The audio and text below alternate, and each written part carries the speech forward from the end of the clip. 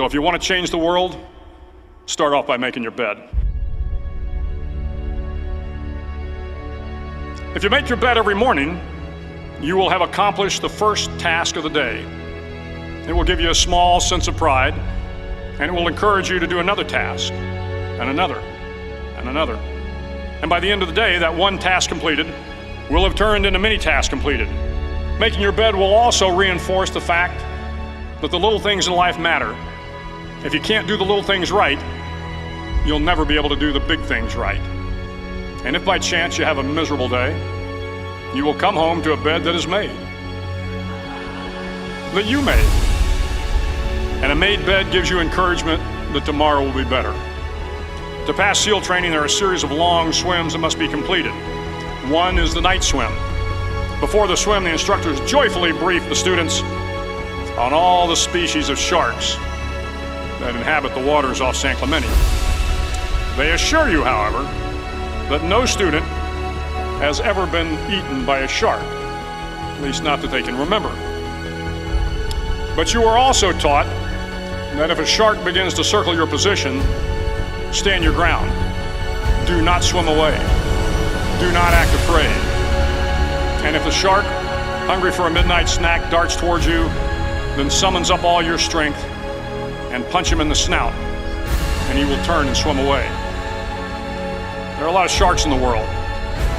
If you hope to complete the swim, you will have to deal with them. So if you want to change the world, don't back down from the sharks. Over a few weeks of difficult training, my SEAL class, which started with 150 men, was down to just 42. There were now 6 boat crews of 7 men each. I was in the boat with the tall guys, but the best boat crew we had was made up of the little guys, the Munchkin crew, we called them. No one was over 5'5". The Munchkin boat crew had 1 American Indian, 1 African American, 1 Polish American, 1 Greek American, 1 Italian American, and 2 tough kids from the Midwest. They out-paddled, outran, and outswam all the other boat crews. The big men in the other boat crews would always make good-natured fun of the tiny little flippers the Munchkins put on their tiny little feet prior to every swim. But somehow these little guys from every corner of the nation and the world always had the last laugh, swimming faster than everyone and reaching the shore long before the rest of us. SEAL training was a great equalizer. Nothing mattered but your will to succeed, not your color, not your ethnic background, not your education, not your social status. If you want to change the world, measure a person by the size of their heart, not by the size of their flippers. The 9th week of training is referred to as Hell Week. It is 6 days of no sleep, constant physical and mental harassment, and 1 special day at the Mud Flats. The Mud Flats are an area between San Diego and Tijuana where the water runs off and creates the Tijuana Sloughs, a swampy patch of terrain where the mud will engulf you.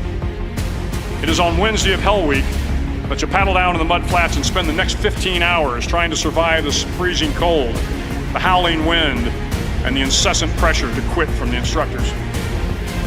As the sun began to set that Wednesday evening, my training class, having committed some egregious infraction of the rules, was ordered into the mud. The mud consumed each man till there was nothing visible but our heads. The instructors told us we could leave the mud if only 5 men would quit. Only 5 men, just 5 men, and we could get out of the oppressive cold. Looking around the mud flat, it was apparent that some students were about to give up. It was still over 8 hours till the sun came up. 8 more hours of bone-chilling cold. The chattering teeth and the shivering moans of the trainees were so loud, it was hard to hear anything. And then one voice began to echo through the night. One voice raised in song. The song was terribly out of tune, but sung with great enthusiasm. One voice became 2, and 2 became 3, and before long, everyone in the class was singing. The instructors threatened us with more time in the mud if we kept up the singing, but the singing persisted. And somehow the mud seemed a little warmer, and the wind a little tamer, and the dawn not so far away. If I have learned anything in my time traveling the world, It is the power of hope. The power of one person, a Washington, a Lincoln, King, Mandela, and even a young girl from Pakistan, Malala. One person can change the world by giving people hope. So if you want to change the world, start each day with a task completed. Find someone to help you through life. Respect everyone. Know that life is not fair and that you will fail often. But if you take some risks, step up when the times are the toughest, face down the bullies, lift up the downtrodden, and never ever give up. If you do these things, the next generation and the generations that follow will live in a world far better than the one we have today. And what started here will indeed have changed the world for the better. Thank you very much. Hook 'em horns. Hey, Navy! World's finest Navy! World's finest Navy! Get on your ships and follow me! Get on your ships and follow me! We are the sons of unity! We are the sons of unity!